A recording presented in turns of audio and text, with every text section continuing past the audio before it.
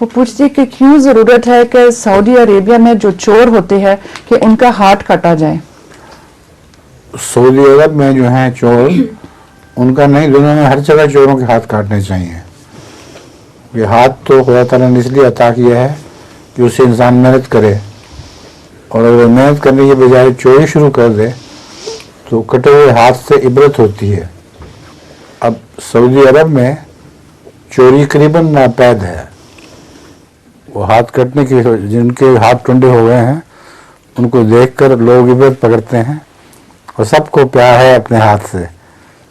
تو یہاں تو چور جو ہیں وہ لوگوں کے ہاتھ کاٹ لیتے ہیں.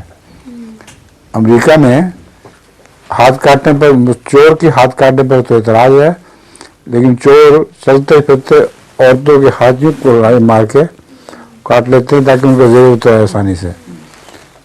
تو چوری کی یہ سزا سعودی عرب میں نہیں بلکہ دنیا میں ہونی چاہیے، کیونکہ قرآن کریم میں یہی ہے سزا مقرر ہے.